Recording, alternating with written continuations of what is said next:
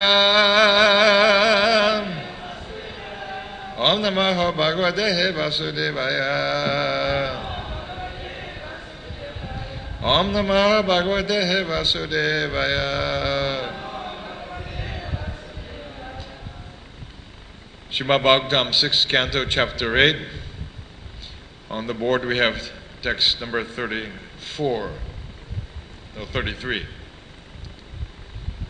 But because there are no purports, we are starting with chanting. I will chant verse 31. We won't do it responsibly because we don't have it on the board. Itahi Bhagavan eva vastuta sad asachayat satyannanena na sarve yandu nasam upadravaha. Translation. The subtle and gross cosmic manifestation is material, but nevertheless, listen carefully, this is very important.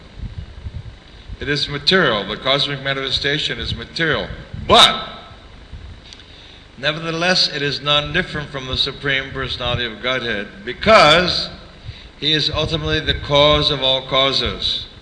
Sarva Karna Karnam, like the Brahma Samhita. Cause and effect. Cause and effect are factually one. So effect means result. Result. Cause means the beginning or some kind of endeavor, cause, some sort of beginning. Cause and effect, the result produced by an effort, are factually one because the cause is present in the effect. You see, this is sophisticated philosophy. This is not beginner level, not at all. Srimad Bhagavatam is actually postgraduate, because this requires meditation, doesn't it? We have to digest. These are not small concepts that are presented here. We have to pause for a moment and digest. Cause and effect are factually one because the cause is present in the effect. So what does this mean? Because it's a very mysterious statement. The cause is present in the effect. So the verse is speaking about the material world. The material world is the effect or the result. This is the point. The material world is a result of the actions of the Supreme Personality of Godhead. He is the cause, that's made doubly clear here, Sarva Karna Karnam. He is the cause of all causes, and this material world is the effect or the result. It's what He creates, in other words. The Supreme Personality creates something like a potter sits down with a lump of clay, right? And then spins it around on the wheel, and it's actually very beautiful to watch, the artistry as they can spin a masterpiece of a clay pot, starting with a lump of clay. And that example, the potter would be like the cause, although the clay is part of the cause, and the effect is the beautiful pot that they, perhaps you've seen the videos, or here in India you can watch potters working with clay very masterfully. So the effect is the pot. So the cause is present in the effect. In this example of a pot, the mastership, the capability, the skill of the potter is present in the pot. You see the point? The skill of the Supreme Personality of Godhead as Creator is present in the creation that He causes to be manifested. So, the effect and the cause are non-different. Because supposing the potter is very famous, so then his pottery, there's some demand for it, So they say, this is a piece by Mr. Joshi. Oh, Mr. Joshi, Jai, okay, sure, I'll pay 20,000 rupees for it, So in other words, in one sense, he is present in the potter, isn't it, you see? Because his name, his fame, his ability, his style, everything is invested in that pot. He himself is invested in that pot. Well, he's the creator, he's the cause, and the effect is the pot. And he's present in that also because his personality is present in the pot. Oh, you go into the museum and you see, oh, that's a piece by Mr. Joshi. So we see, by looking at the pot, you identify the personality of the maker, you see? Yes, this is Sankhya. Sankhya. By looking at the material creation we identify the maker. The maker. Actually,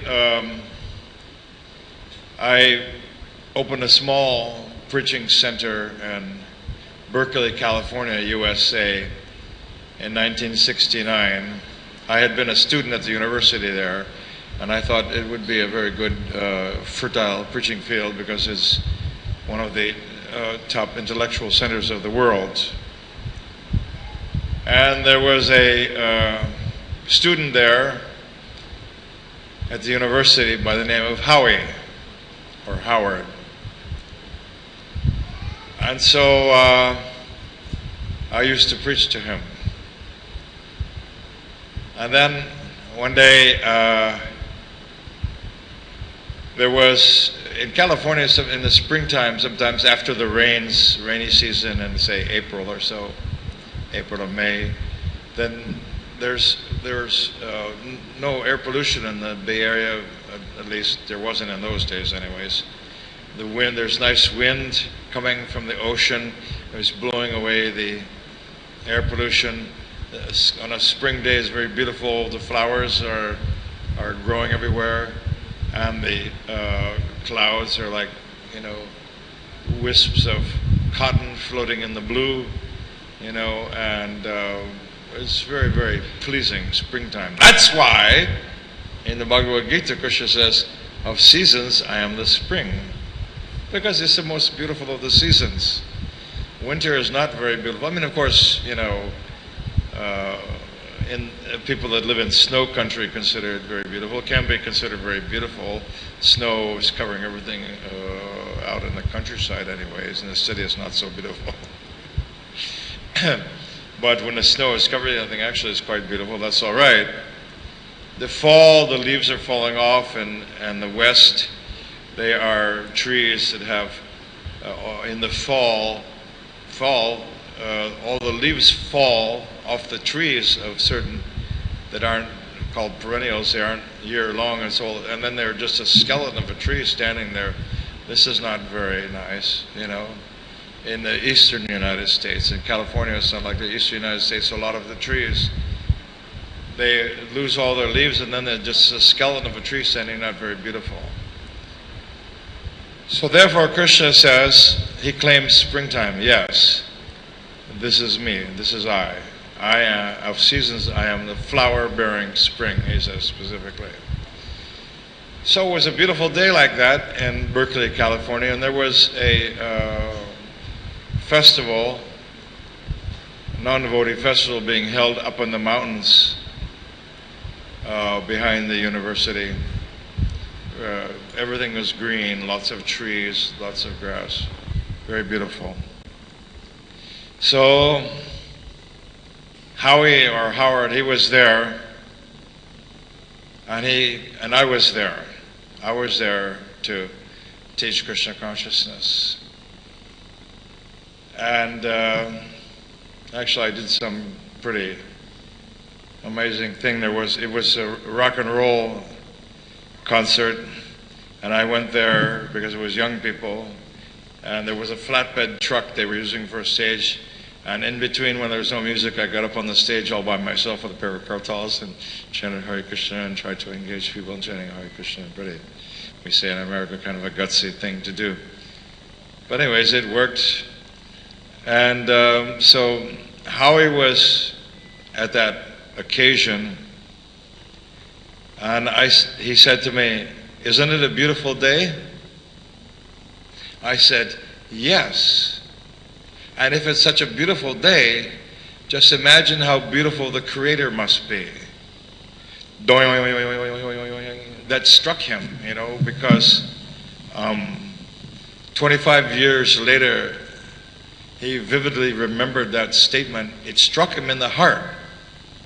He's very intelligent, obviously. He's a genius, most likely. It struck him in the heart. Cause and effect. He understood. Oh, if there's this much, yes, that must be correct.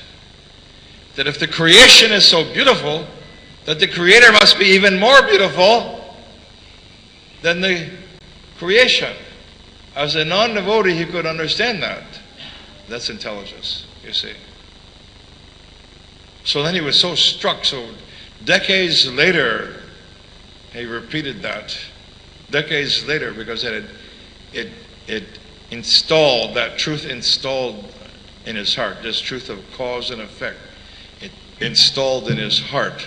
And so it caused him to open up the lotus of his heart, to become fully receptive to Krishna consciousness. So it's very wonderful. So therefore we see this cause and effect concept and how they're non-different is very important. Therefore, the shloka continues, the absolute truth, the Supreme Personality of Godhead, can destroy all our dangers by any of His potent parts. This is very wonderful. Now, this material world is called Martyaloka, place of death. Padam padam vipadam. Danger at every step.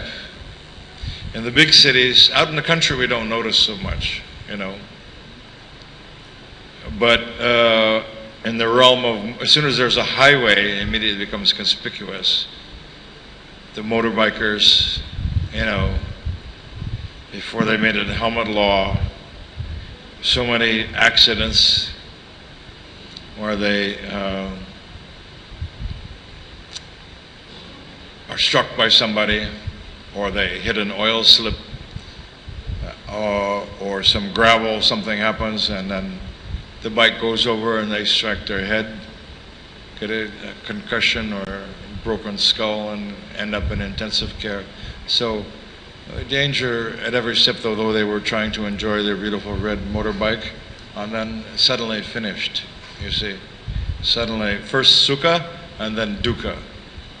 First some happiness, oh look at vroom vroom, my beautiful red motorbike, and then dukkha, oh, actually lose consciousness, coma in a ICU, This is not, but this is what the material world is all about. Sukha, dukkha, dukkha,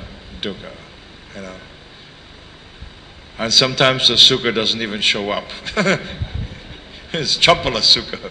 It is so flickering like a candle. Like now, you try to put a ghee lamp under here and it's going to flicker, flickering. It's going to be hard to see, probably maybe blow out. So when the happiness in the material world,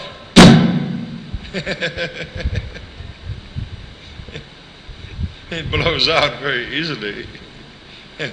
Sometimes it doesn't even get started. We see that some people are suffering greatly from birth, even. Birth defects, mental retardation, they're like this for the rest of their life, bad karma, sinful activities in their past life, they're born this way, so. But amazingly, we see also in ISKCON, we see that sometimes persons with birth defects and who are crippled and their body is distorted. Maybe they have to go in a wheelchair for the rest of their life. And they become devotees. Hariva! Come on. Hariva! Go Hariva! Go Hariva! Nidai go Hariva! There are quite a few devotees like this. So this is mixed karma, you know. They did something sinful and ended up being born in a crippled body, a disfigured body. But due to some pious activity, they became devotees. It's amazing. The science of Krishna consciousness is so perfect. A non-devotee can never explain. Well, how can you see any good fortune in this guy? Because he became a devotee of the Supreme Lord, and he'll never take such a unfavorable birth again. That's why. You see? Mixed karma. Mixed karma. But he did perform pious activities because the Shastra says clearly that anyone who chants Hare Krishna has already studied all of the Vedas. You must have heard that many times, yes? No? You never heard that before? Never heard it before? It's clearly written in the Srimad Bhagavatam and other Shastras that anyone who chants Hare Krishna has already studied all of the Vedas. Look it up. How many of you have Veda base available? Look it up on the Veda base. Very important. So all of you sitting here today have already studied all of the Vedas. And you say, oh, come on, you know, I'm not a scholar, I'm not that intelligent. Why can you say, you know, I already studied all the Vedas? I mean, I'm just barely trying to get a grip on Krishna consciousness. Yes! Because Krishna consciousness is above the Vedas. That's why. It's higher than the Vedas. So we may have studied all of the Vedas. That's very good. But in Bhagavad Gita, Krishna says, the Vedas deal primarily with the three modes of material nature. Uh-oh. So we studied the Vedas, yeah, as non-devotees or semi-devotees. Not very strong. The bhakti was not, hardly any bhakti was present, otherwise why we had to come back again another birth, you see. Wasn't much. We studied all the Vedas, but Krishna says the Vedas deal primarily with the three modes of material nature, therefore rise above them, O Arjuna. So we studied all the Vedas, but we had to come back again because we didn't get the real siddhanta of the Veda is Sarva Dharma Prachajam Mamikam Saranam Bhaja Am Tam Saprapapebhyo Moksha Yusavima Suchaha. To surrender to Krishna is the summum bonum, that's Latin, means the sum total, the siddhanta of the Vedas is to surrender to Krishna. So we didn't get it, so we had to come back again. Very simple. Sometimes the student is held back in school, you know, if they don't do that well, you know. Sometimes they're held back a grade. Well, judged by the result, we were held back. We didn't make it, any kind of moksha, nothing, no. But we had to come back to school again, you know. And we had to come back and study Krishna consciousness and practice Bhakti Yoga on the direction of Srila Prabhupada and his representatives. We had to come back again. We weren't complete, you see.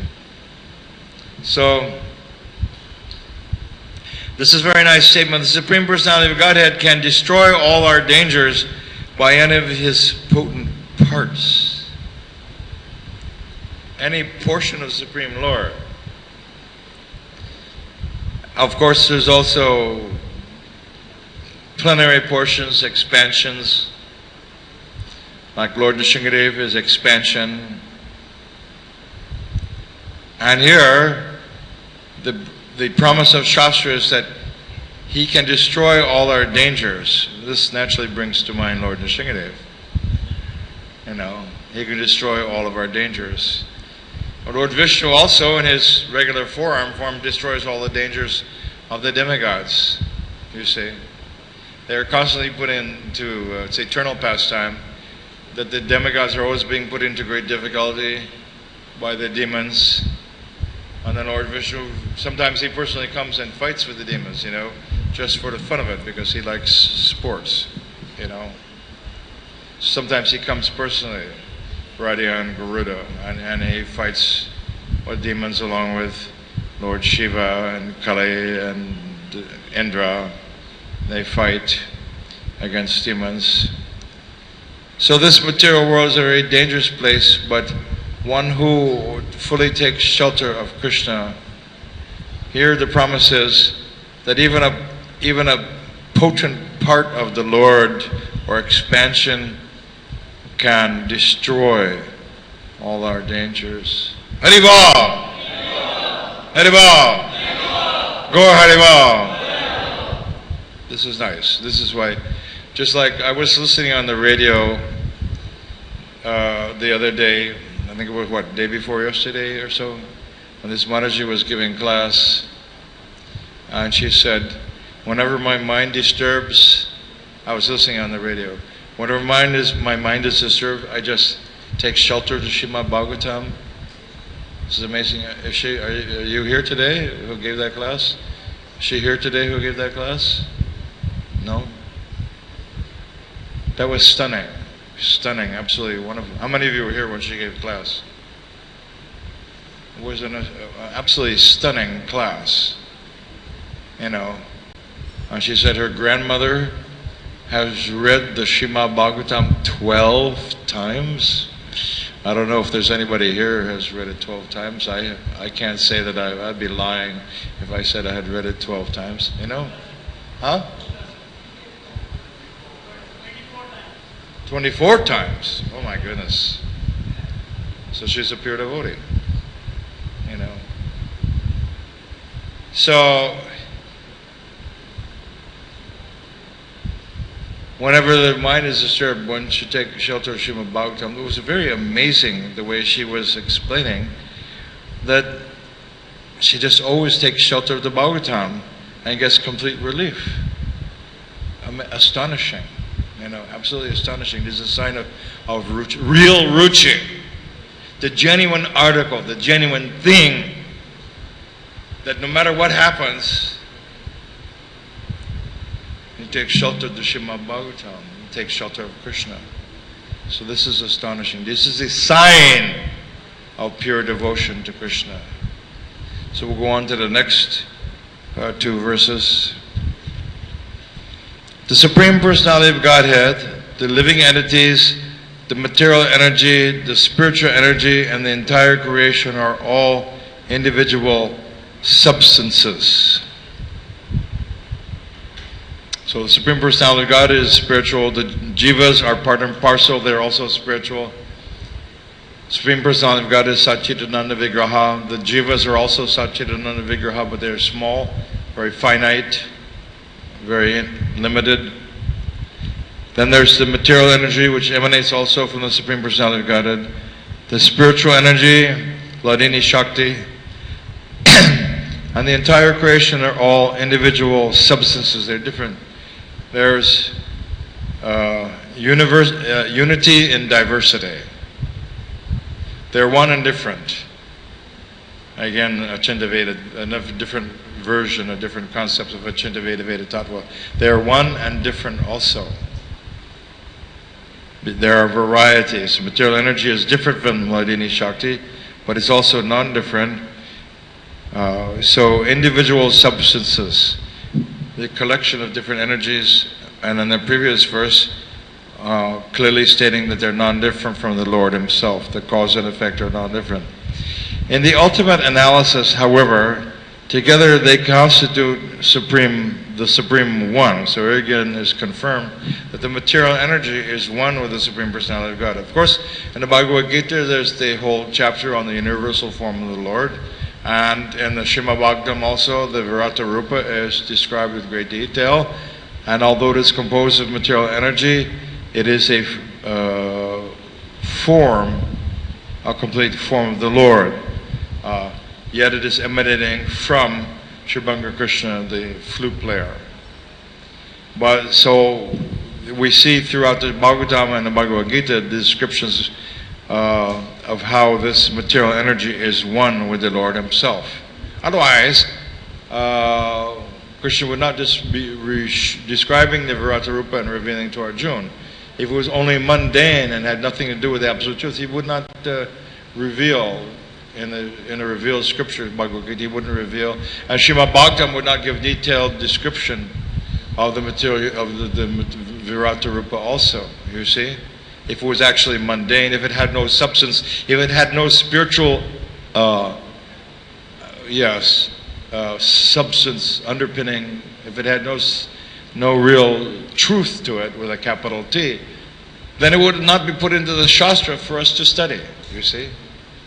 So it is there, so we are studying it, so we understand, and then we are supposed to understand the distinctions between the material energy and Hladini Shakti, or the spiritual energy. We are meant to study all these things in Krishna consciousness. That's what the Shastra is for. So the personality of Godhead, therefore, those who are advanced in spiritual knowledge see unity. You see, here it is. See unity in diversity.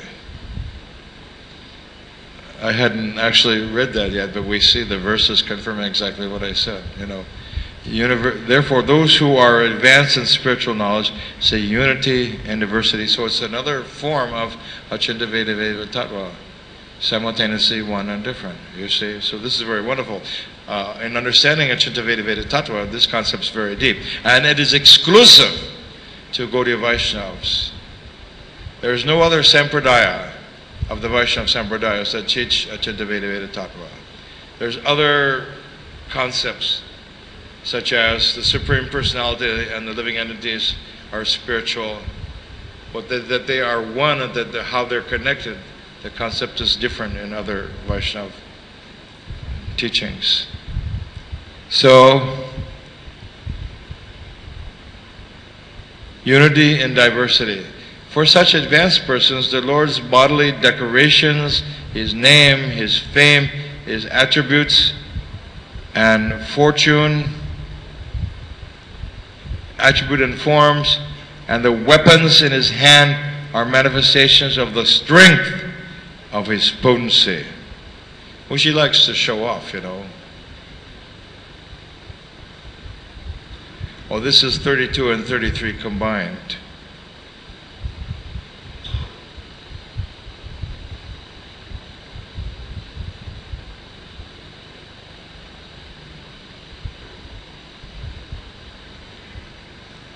So it's the second part of this shloka.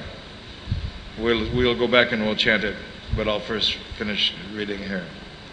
The Lord's body decorations, name, fame, His attributes and forms, and the weapons in His hands are manifestations of His strength, of His potency.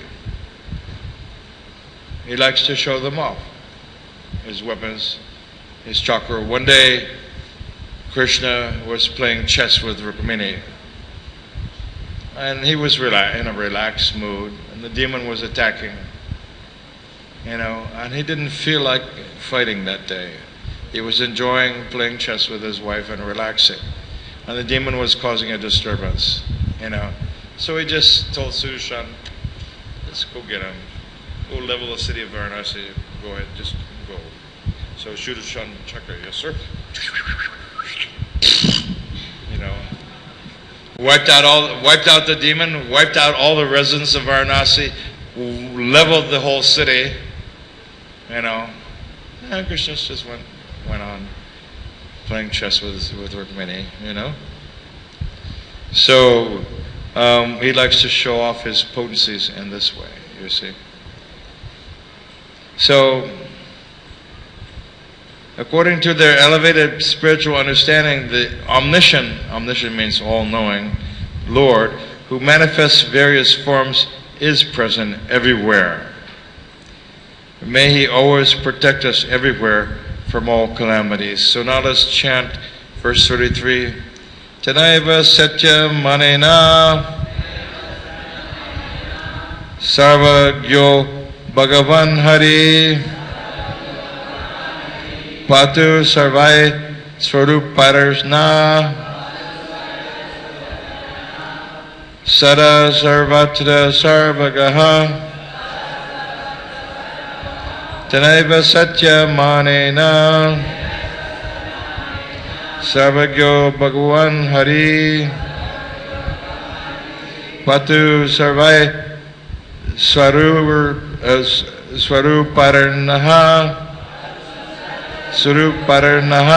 Sada Sarvatra Sarvagaha. Next. Satya Manena Bhagyo Bhagavan Hari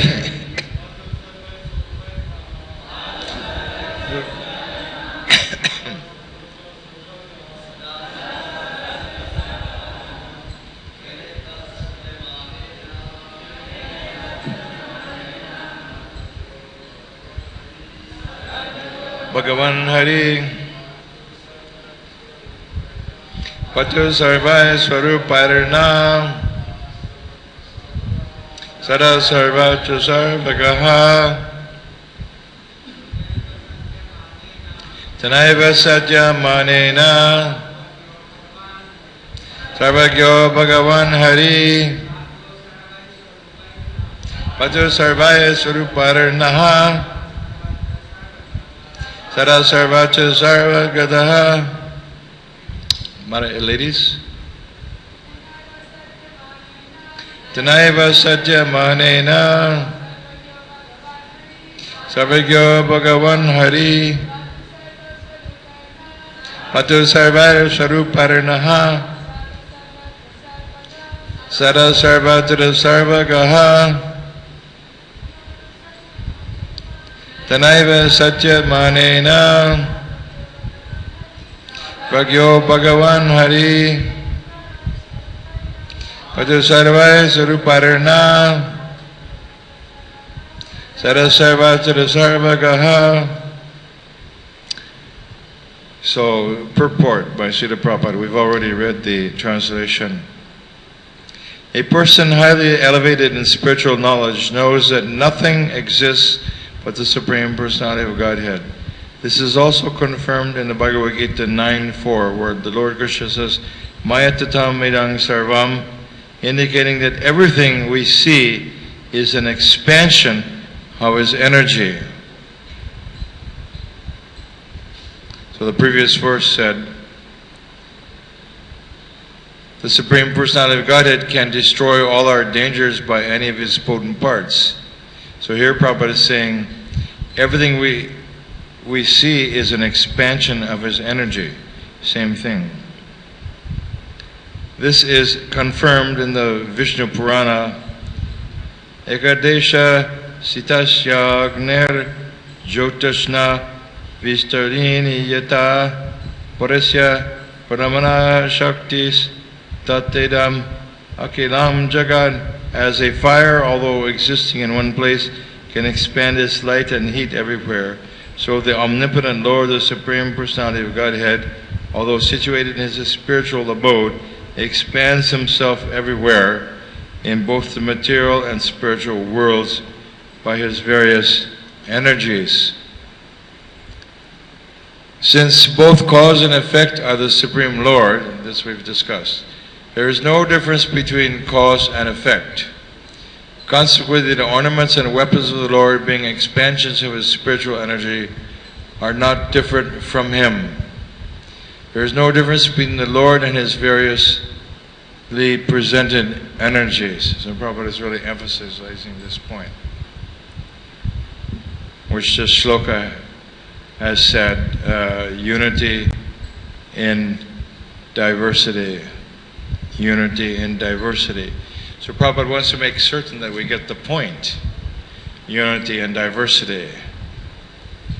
So therefore, often we say the so-called material energy. In one sense, there is no such thing as material energy. It is all the energy of the Supreme Personality of Godhead in various manifestations. The self-realized soul doesn't see any material energy. He sees only jivas and Krishna. So he sees only spiritual energy. He sees also the energy of the so-called forms, like all the forms of the material world made of so-called material energy. Self-realized soul sees that, but he sees everything as Vasudeva Sarvamiti, that everything is Krishna. Or Lord Vishnu, who of course is not different from Krishna. So, this is the difference, the vision. Now the question arises, the Mahabhagavad who is situated in Krishna Prem, is that person, is it delusions of grandeur? Are they hallucinating? Are they hallucinating that everything is Krishna? Is it just because of their love of God that they see of everything as Krishna? Do you understand the point, Maharaji? Yes? Maybe.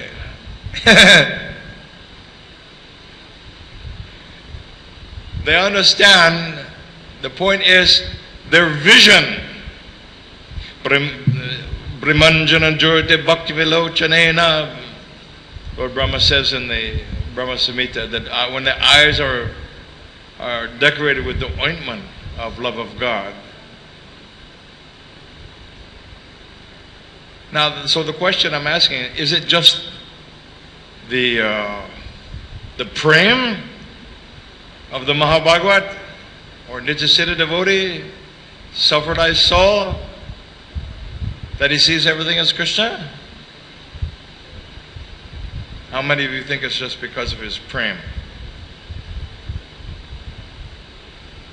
Yes. That's a trick question. No, the difference between us, fallen souls, and the self-realized soul situated in perfect prem is that the vision of the Mahabhagavad is open. The Mahabhagavad sees things as they are. The Mahabhagavad sees the full and complete absolute truth. And then coming down from the Mahabhagavad situated in Prem, and there's so many other levels of self-realization. The yogis are interested in Paramatma. They can see Paramatma, but they can't see in the same way as the fully self-realized Vaishnava. They can't see in the same way. Their revelation or realization is incomplete because they're after Paramatma. That's where their bhav goes. That's what they want. So, the truth is Vasudeva Sarvamiti. That Krishna actually is everything. And the illusion is that the illusionary energy is different from the Supreme Lord.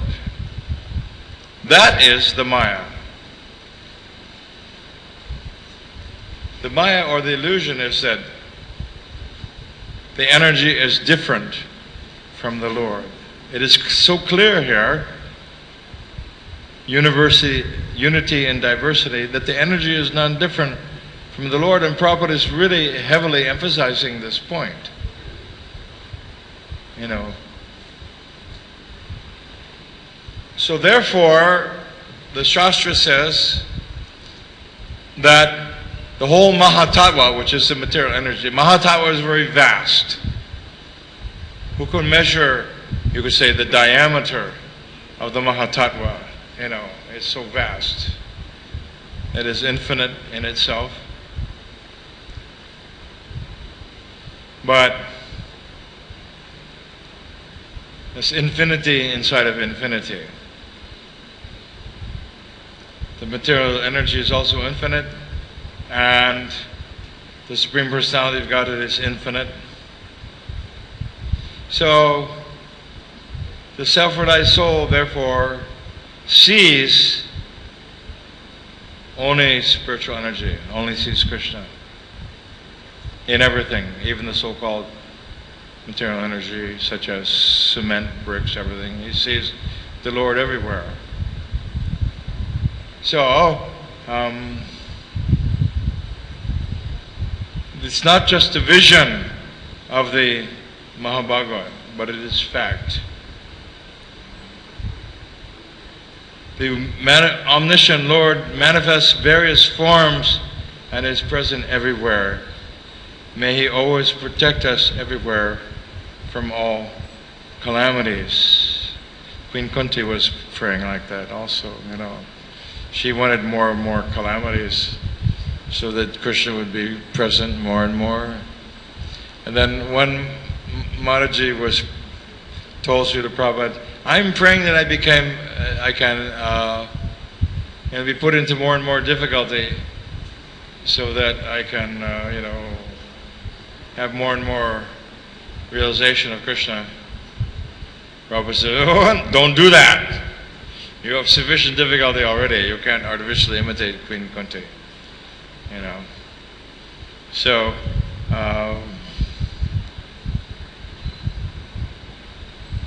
this all presence of the Maya, the material energy, Mahatattva, what is clearly stated in the Srimad Bhagavatam, that when one is perfectly situated in Prema Bhakti, that the whole entire Mahatattva shrinks down to the size of the amount of water in a hoof print of a calf. So we're talking about somewhere between 1 inch and 1.5 inch, or 5 centimeters, 6 centimeters maximum. That this vast Mahatattva shrinks down to so small a size, and therefore the Bhagavad explains that the devotee easily crosses over. I mean, if it's only just a little puddle, 1 inch in diameter, then to step over such a puddle is very easy. You know, from having shrunk down from this vast material energy. Because the truth is revealed. Premanjana Jorti Bhakti Vilochanena. The truth is revealed. And one sees the truth is that Vasudeva Sarvameti. So this is how we get enlightened from these section of Bhagavatam. Anyone have any question? Yes, loudly please. Oh, you've written it down? Okay, the question is, Krishna consciousness is so beautiful, but we see many devotees after joining Krishna consciousness again become engaged in sinful activities or give up Krishna consciousness. Why?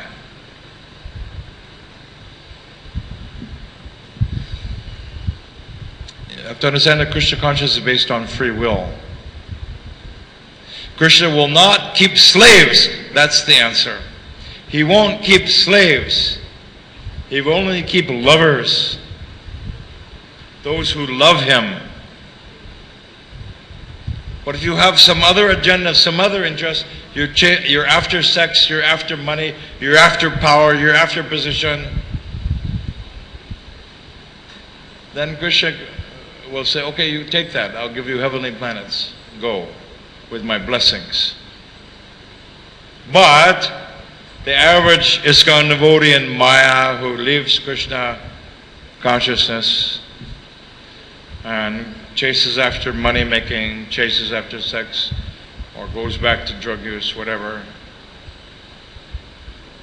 it is because they did not dive deep enough. They did not dive deep in Shravanam Kirtanam. That is the answer to your question. They did not dive deep enough in Shravanam Kirtanam. They did not become attached to Krishna for real. Like the Mataji that gave class, she's attached to Krishna, and especially worshipping and taking shelter of the form of Srimad Bhagavatam. She's attached to Krishna. She has ruchi. But the neophyte devotee that you have described that falls down, why did they fall down? No ruchi. And how do you get ruchi? Shravanam Kirtanam. You dive deep in Kirtan. You dive deep in Bhajan. You hear the Srimad Bhagavatam. You listen to Prabhupada. You listen to Prabhupada's disciples. You dive deep in Shravanam Kirtanam. That is the medicine. That is the injection against Maya, given by acharyas. If we don't take the injection, just like somebody that has diabetes, if they don't take an injection of insulin, they become extremely ill. We have to take the injection of sadhana bhakti. And out of sadhana, we're supposed to try to move towards some coloration of raganuga, or spontaneous feeling based on love.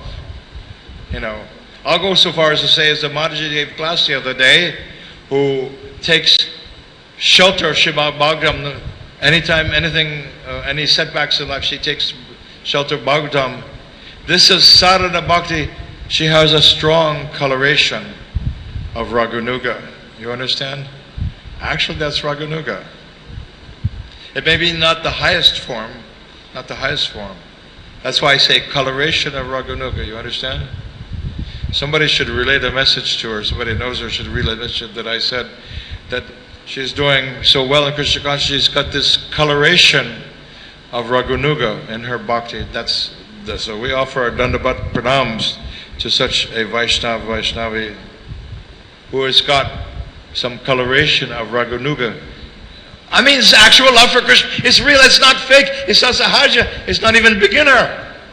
Not even beginner. Not even. Ruchi is not beginner. A beginner, a neophyte, a Kanista Adhikari cannot have ruchi. But they haven't dived deep. You have to dive deep. That's the insurance. Then the second part, Krishna conscious is so...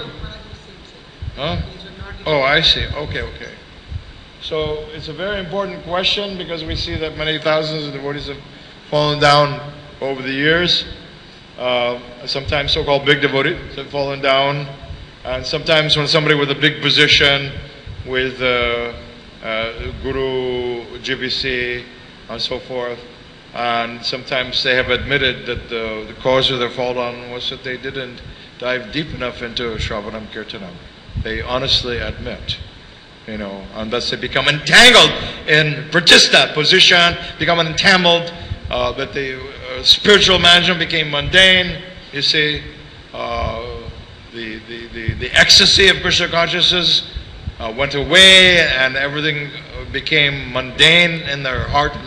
The granti, the knot, again tightened. Punarmushtika bhava, become again a mouse, like that, you know. Anyways, we have to stop there. Thank you very much. Jaga Guru Srila Prabhupada ki jai. Granthara Srimad Bhagavatam ki jai. Shri Panchatattva ki jai. Shri Radha Bharava Astasaki ki jai. Jai Go Premanande Hari Hari Bol.